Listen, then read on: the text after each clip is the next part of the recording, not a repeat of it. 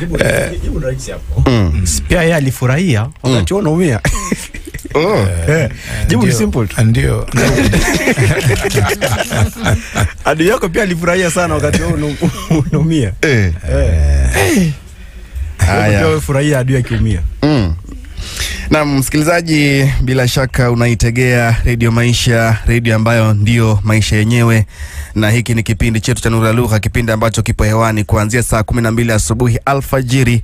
Sasa tuko kwenye saa 3 kuelekea saa 5, yani saa 5 kamili za burudani, na si burudani tu bali burudani elimivu. Mimi ni Victor Mlama nikiwa nahodha wa kipindi chetu hiki, na ningependa tu kukufahamisha kwamba kwenye mitandao yetu ya kijamii lipo swali limeulizwa, swali la kuelimishana. Mstaifu, naam, upo tayari kwa swali? Nipo tayari. Swali, tunda hili linaitwaje kwa Kiswahili sanifu na lugha ya kwenu? Kwa Kiingereza ni loquat. Loquat. Kwa kisayansi ni, hebu tusomee kwenye kwa kisayansi. Sayansi. Asemaje kwenda kwa sayansi? Limeulizwa pale kwenye mitandao yetu ya kijamii msikilizaji. Naona kwamba kwa katika kurasa za Radio Maisha, ukienda pale Facebook Radio Maisha, swali limeulizwa. Tunda hili linaitwaje kwa Kiswahili sanifu na lugha ya kwenu? Kwa Kiingereza ni loquat. Na kwa kisayansi hapa naona jina ni Eriobotra japonica. Eriobotra japonica. Sasa wanataka sisi tujibu ama mashabiki walijibu?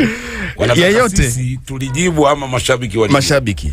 Mashabiki. Hata sisi tunakubalika kujibu. Sisi tutabainisha baadaye. Lakini tumpatie msikilizaji nafasi ya kujibu. Pengine Mstaifu, kama tungepunguza kwa wale ambao wamekisia kabla ya kuanza kupata mashairi, ama tupate mashairi tukipunguza. Safi. Tupate mashairi tukipunguza.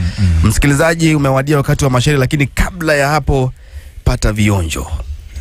Radio Maisha 93.8 Kibwezi, Wavonza, Kisasi 93.8 Kitui. Sasa tuko mbele pamoja. Ni vionjo vya Nuru ya Lugha. Kiingereza kingi, uwezi hata kutengeneza soli ya kiatu.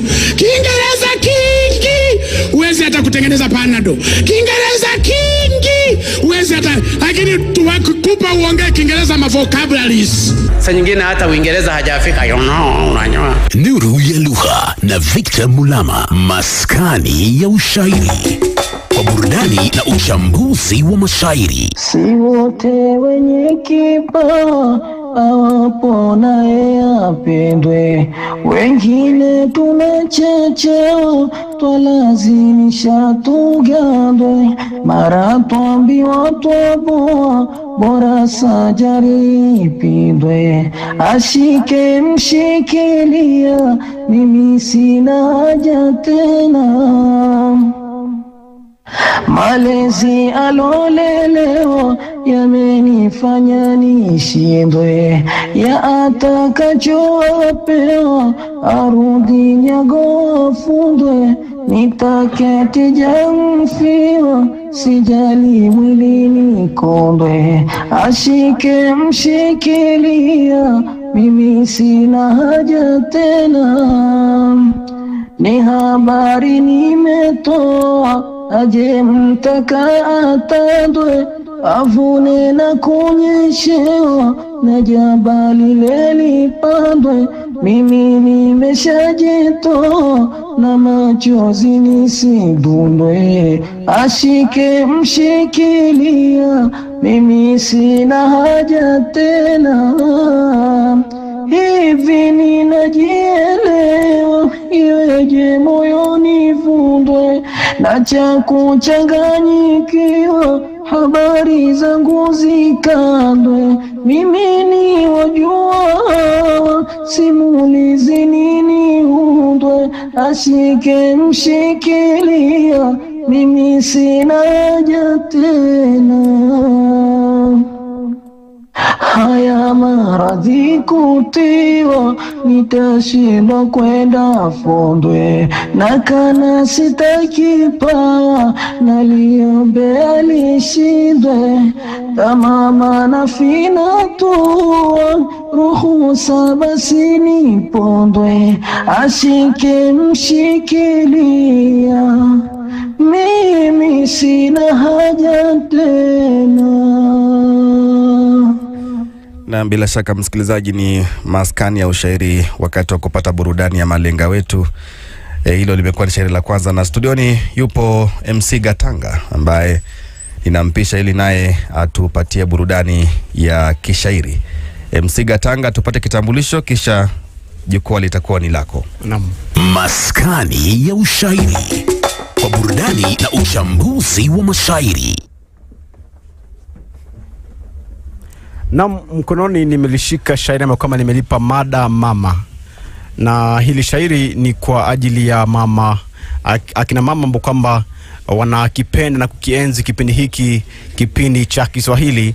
Nawaambia kwamba leo ni siku ya kuwapatia hongera kwa kupitia shairi hili.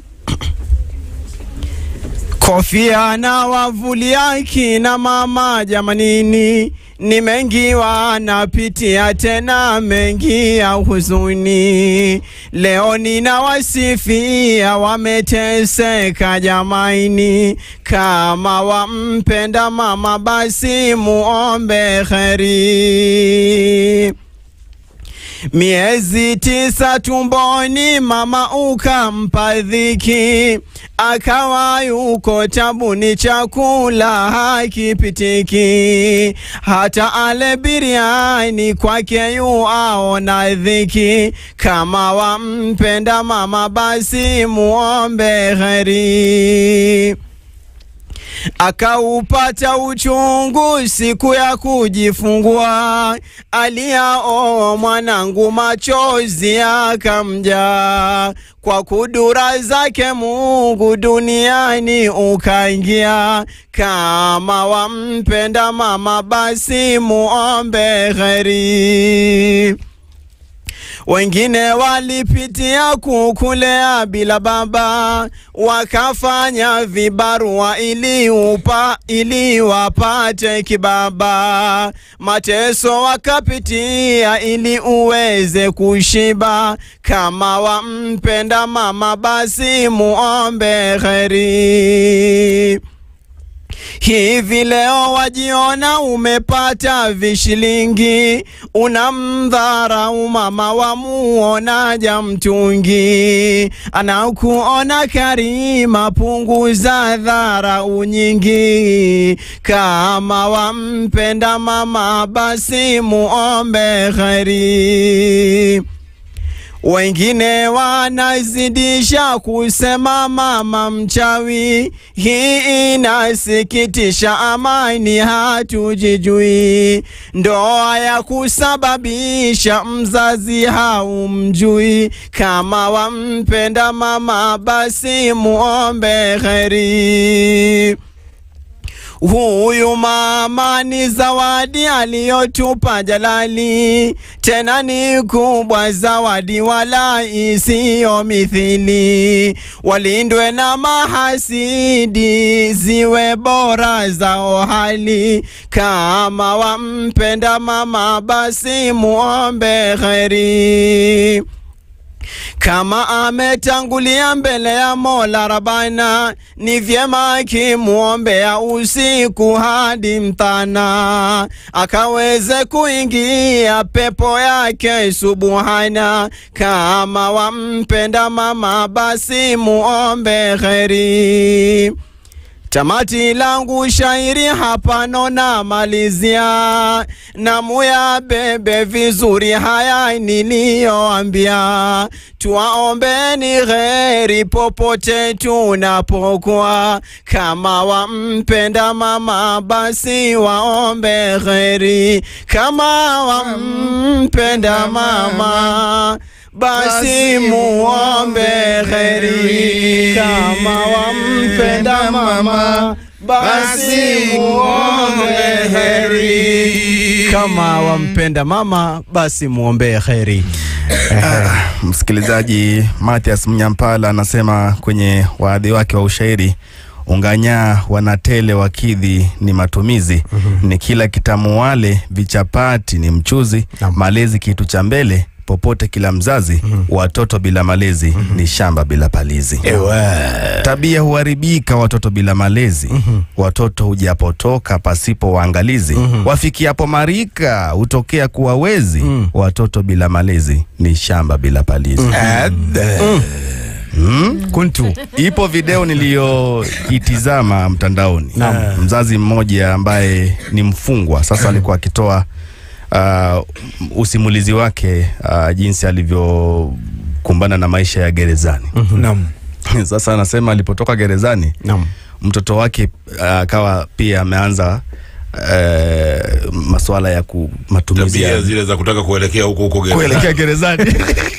Sasa akawa anashangaa na anasema kwamba anajua huko anasema huyu anaelewa hali ilivyokuwa kweli. Na akawa anasema kwamba kwanza yeye anahisi ama anavyojitetea kwamba alisingiziwa. Alisingiziwa kosa, ndio madai yake. Madai yake. Na anasema aliporudi nyumbani akapata mtoto ameanza kuchukua mwelekeo wa kwenda gerezani. Sasa kilichonishangaza ni kwamba eti mtoto huyo ukimuona ni kama ni mzee kuliko baba. Kiafya, kimuonekano na kila kitu, hata kimawazo. Sasa jamani watoto, tujilinde, na hasa walezi pia tuwajibike katika malezi ya watoto, na tuwapende hasa wazazi ambao wanawalea watoto wao, na walimu pia tuwapongeze. Walimu wanafanya kazi nzuri sana kuwalinda wanafunzi. Na studioni wapo wanafunzi, ningependa kumpatia mmoja fursa ambaye anaweza kuzungumza hewani, na hata mwalimu. Mwalimu mmoja. Msikilizaji, upo ugeni mkubwa sana katika Radio Maisha. Wanafunzi kutoka shule mbalimbali wamefika ili kuja kushiriki kwenye tamasha ya Ulimbwende wa Kiswahili, tamasha ambayo imetoa jukwaa la sauti ya mtoto wa Kiafrika, hasa kuonesha utashi na mapenzi ya Kiswahili kwa kutumikisha Kiswahili, kauli mbiu ikiwa ni Kiswahili daraja la maarifa ya tabia nchi. Karibu sana mwalimu. Jina langu ni Mwalimu Bernard. Naam. Nashukuru sana kwa walishi huu katika tamasha hizi siku ya leo. Naam. Nimekuja pamoja na wanafunzi wangu na shule ya Uprising Educational Center pale Tasia. Naam. Tunashukuru. Tuliwasiliana kwenye simu Bila shaka. Hongera sana. Nashukuru. Wanafunzi wazuri. Kuna yeyote ambaye ana pengine talanta, mwanahabari, msomaji, ama hata kama ni kusalimu tu? Mmoja wa kujitolea. Wanawazia. Haya, wakijipanga msikilizaji, tupate shairi jingine kisha tusonge mbele. Hiki ni kipindi chetu cha Nura Lugha, tuko mbele pamoja.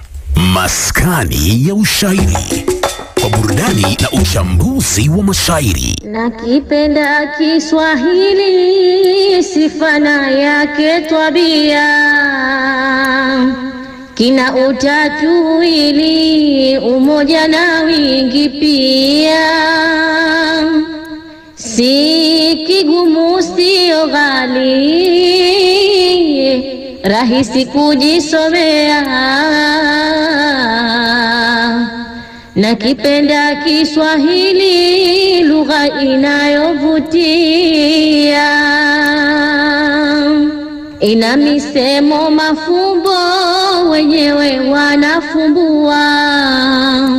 Kiswahili kina nyimbo, huimbwa kila hatua.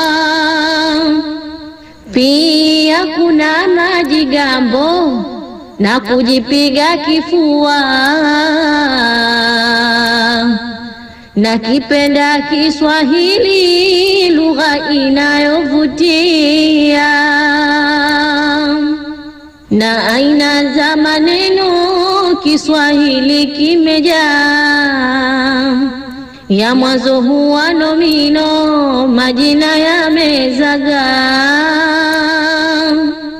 nyingine ni nyingi mno, kuzijua inafaa. nakipenda Kiswahili, lugha inayovutia. Kiswahili lugha pana, kama bado hujajua,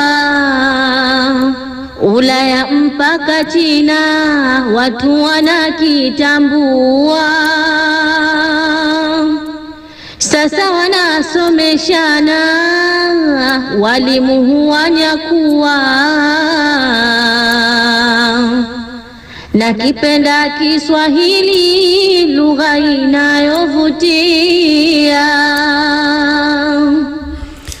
Nakipenda Kiswahili, lugha inayovutia. Sauti yake Fatma Makame. Huyu ni malenga, mshairi, mtunzi mahiri sana katika masuala ya ushairi, na yupo katika kundi la UWAPE, kundi ambalo linaongozwa na viongozi wengi tu akiwamo Muhammad Kamzore. Ametuma salama, amesema bwana tunawafuatilia kwenye mtandao, mambo mazuri sana. Kwa hiyo Tanzania pia kwenye mitandao ni nuru ya lugha. Nuru ya lugha. Naam, nilivyotaja awali ama kudokeza ni kwamba wanafunzi wa katika tamasha ulimwende wa Kiswahili, kwa hiyo wanafanya ziara ya kielimu kuzuru maeneo mbalimbali na vitengo tofauti tofauti ili kujua uanuwai wa hasa mashirika ya habari. Wengine usema vyumba vya habari, wengine vyombo vya habari, wengine hata studio za habari. Sasa studio za wajua wale ambao ni wa kusema studio za ni kutoelewa, kwa sababu studio anazungumza katika studio moja lakini unasikia anamwambia eti karibu katika studio zetu. Nikosa. Kwa hiyo sahihi ni kusema tu studio ni studio yetu. Studio ni moja. Hata mbele zako. Mbele zako. Mbele za Mungu. Mbele za Mungu. Sio mbele ya. Na mbele ni moja. Ni moja. Mbele ni mbele.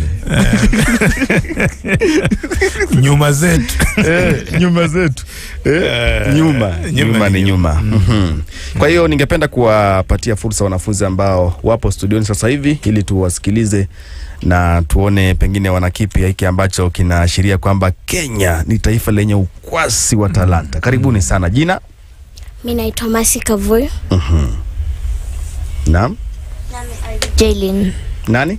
Ivy Jaylin. Mna nini, shairi, habari ama? Habari. Haya, tufahamisheni. Highland wasala na karibu katika station ya Radio Maisha. Ni sisi wasomaji wako Ivy Jaylin nami Masi Kavoi. Vifuatavyo ni vidokezo. Wakenya kuipa Radio Maisha mkono wa tania kwa kukuza lugha ya Kiswahili kupitia kipindi cha Nuru ya Lugha. Radio Maisha kwa mstari wa mbele katika kuchangia matokeo bora, hususan somo la Kiswahili katika mtaala wa umilisi almaarufu CBE. Radio Maisha kushabikiwa na wanafunzi wa Ngoleni kutoka katika kaunti ya Machakos kwa kukuza vipaji vya wanahabari changa almaarufu Wananguzo TV. Nahodha wa kipindi cha Nuru ya Lugha Bwana Victor Mulama na mwenzake mstaifu Maburuki kushabikiwa kama magwinji wa Kiswahili kote nchini Kenya. Kwa habari zaidi ungana nasi kwa mitandao ya kijamii Facebook, Twitter, kadhalika Instagram @IvyJaylin @Masikavoyo. Kwa heri wasikilizaji. Saifu. Nafikiri ulikuwa na kibeti changu. Kibeti chako ni kipo. Kwa hiyo itabidi hiki hapa. Ya zile milioni zangu. Naam, zipo hapa. Uwapatia wa milioni 5. Nitoka. Hongera sana. Hongera. Pongeza sana. Hawa mabinti watarajiwa. Na hii ni ithibati. Ni ithibati tosha kwamba Kenya ina ukwasi mkubwa. Na hasa kupitia CBC. Na CBE. Mambo ni mazuri. Unajua nimedhania kwamba nasikiliza BBC. Wewe sauti nzuri sana, nyerezi. Bora kabisa. Radio Maisha ina viwango vya zaidi ya BBC. BBC wanasikiliza pia. Hata wanahabari wa BBC wanasikiliza ili kupata mawazo. Wanategea radio zaidi ya radio. Wapo wengine ambao ningependa kuwapatia fursa ama naam. Huyo ni mwalimu. Naam. Haya, karibu sana. Asante. Naam. Kwa jina naitwa Bwana John. Ukipenda msanii msanifu. Naam. Na niko na shairi. Naam. Ambao pia nataka niimbe kwa mtindo wa wimbo. Radio Maisha yasonga mbele, wanahabari kongole, sieti nafanya kelele, mwajitahidi kwenye zenu kele. Nahodha Victor Mulama, ni kiongozi aliye mwema, namwombea kwa Mungu karima, wa Kiswahili huyu ulama, akiwa na mstaifu Maburuki, Jalali awabariki. Radio Maisha si banduki, kupongeza yao haki, wamebobea na kutopea, Kiswahili wanakitetea, lugha tamu wanatupambia, tena kwa kila njia. Mkurugenzi yani Jogu Ogera, kiongozi mwenye busara, mambo radio nini barabara, kikosi cha jifunga nira, KTN naitambua, kuwatembelea tumeamua, Kiswahili twajivunia, debe twawapigia. Wa maigizo Ibrahim Songolo, kwa gazi nzuri ongeza kilo, upata posho hata mlo, niewelewe sana kwa hilo. Standard Media Group iko juu kama makuti ya mnazi, msanii nasema wazi, wengine msidhanie mimi ni chizi, eti nakota manganda ya ndizi, nikipitia kwenye barabara ya Mombasa, Standard Media nivutia kama kipusa, mfukoni napata sina pesa, angalau za kununua sambusa. Radio Maisha nivutia kama mrembo umbo nane nane, hata usiku wa manane ususa katika hii karne, wanatumia za kisasa mashine. Ningekuwa na nyingi shilingi, wanahabari ningewanunulia mashangingi, kwa kutupa wa Kiswahili msingi, mwenzenu mimi siringi. Ningekuwa na loto mani, ningewanunulia limzini, muishi bila tafurani, awatambue mwa fulani.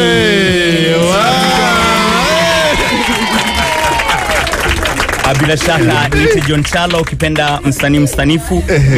Mimi ni mwalimu wa Kiswahili na mwanahabari mtarajiwa, ambaye bila shaka nikipata kibarua hapa Radio Maisha, bila shaka bila Ken Waribora itakuwa siku njema. Wakati ambapo nitapata kazi ya wanahabari, bila shaka nitaweza kujiuzuru katika tume ya kuajiri walimu Kenya, na bila shaka kuajiriwa na Radio Maisha, manake wako juu kama makuti ya mnazi. Wedhine mdhania kwamba mimi ni chizi, eti naokota maganda ya dizi. Victor Mandala ako juu kama makuti ya mnazi, msanii nasema wazi.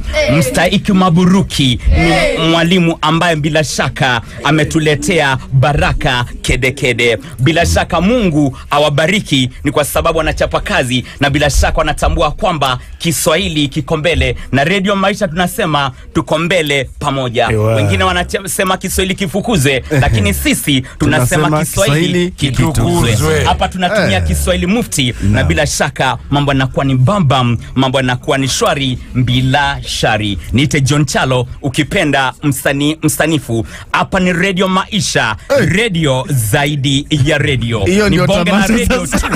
Victor Mandala ni Victor Mulama ni ulama wa lugha na ni mwalimu mwenzangu. Bila shaka walimu wa Kiswahili naona kwamba ni wanahabari. Kwa hivyo mkisikia nikiongea, jue ni kwamba ni mwalimu ambaye amevalia makoti mawili, koti la mwalimu na koti la mwanahabari. Naomba Jalali Jalia aweze kutubariki wakati ambapo tunaendelea na shughuli zetu za kuweza kuangalia kwamba Kiswahili kimekuwa juu kama makuti ya mnazi. Standard Media Group iko juu kama makuti ya mnazi. Nikipitia kwenye barabara ya Mombasa, yanivutia kama kipusa. Naangalia mfukoni napata sina pesa, nisema ukweli yanipasa. Lakini bila Ken Waribora, ipo siku na siku njema itafika, wakati ambapo nitapata kazi hapa katika Standard Media Group, hususan hapa Radio Maisha. Kwa erini kwa sasa. Niite John Chalo, ukipenda msanifu.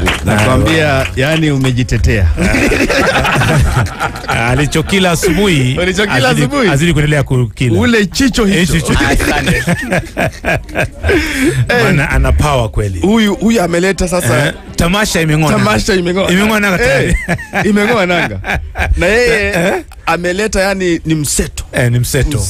Mchanganyiko maalum. Mambo yote ambayo yanaendelea katika shughuli hii. Hii nataka tushukuru sana. Amefanya kazi nzuri. That is a good work. Kweli.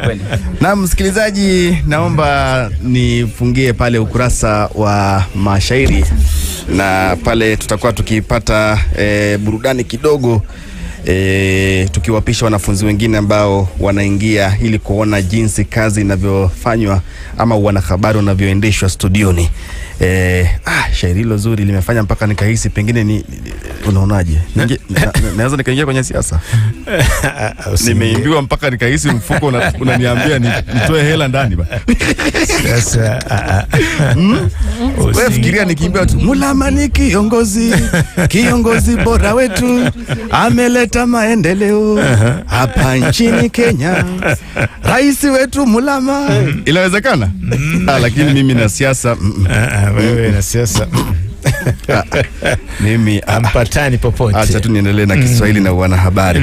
Kwa hiyo msikilizaji, naomba tupate shairi la kukamilisha sehemu hii ya maskani ya ushairi, alafu tutasonga mbele. Maskani ya ushairi, kwa burudani na uchambuzi wa mashairi. Ngoma kuchezwa kizani, hayo ndiyo mazoea haya ya za zamani, jana usijadhania, sababu zisokifani, sivumi takupatia, hayo ndiyo mazoea, ngoma kuchezwa gizani.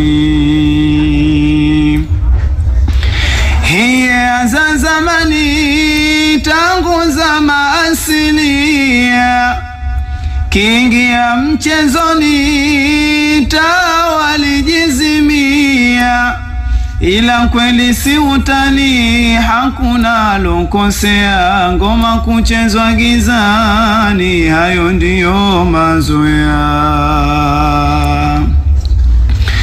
Nyumba za vibuti kwani ndivyo walojijengea, baba na watoto ndani, chumbani wejilalia, kucheza ni hamkani, watoto waliviziwa, ngoma kucheza ngomani, haya ndiyo mazoea. Yamekuwa maskani ya ushairi, kwa burudani na uchambuzi wa mashairi. Unachokosa ndani ya maisha asubuhi. Unaitambua hiyo? Kasongo Super Mazembe.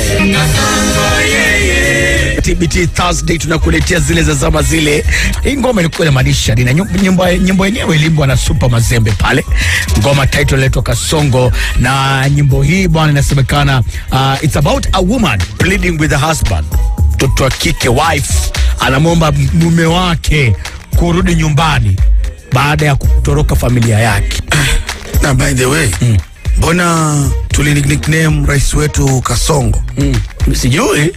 Like definition yenyewe nasema a woman pleading with the husband, Kasongo, return home after he left his family for another woman. Amani alituacha sisi mahasla.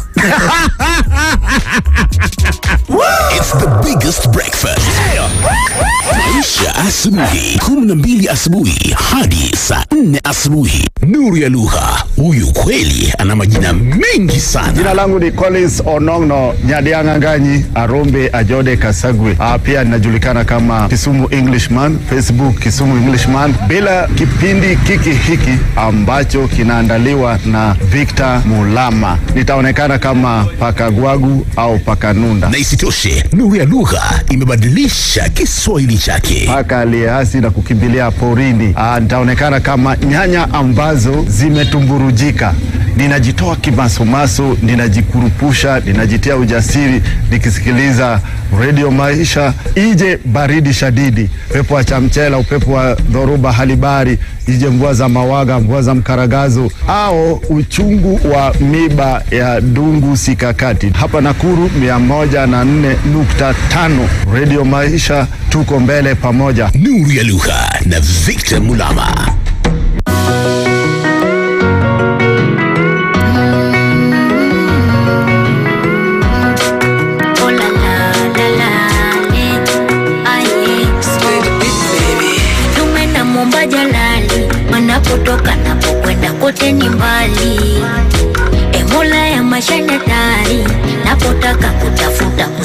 mbali, maana napambana jua kali, hata nikiumwa Mola wendo hospitali, na sina muda wa kujivinjari, bado najituma lengo tu nifike mbali. Nataka miliki mipesa, magari, majumba, ila wanateswa na damu, na vile nakesha pambana wanafiki wananuna. Mola niepushie, kuna balaa usiniondolee, ninapobisha hodi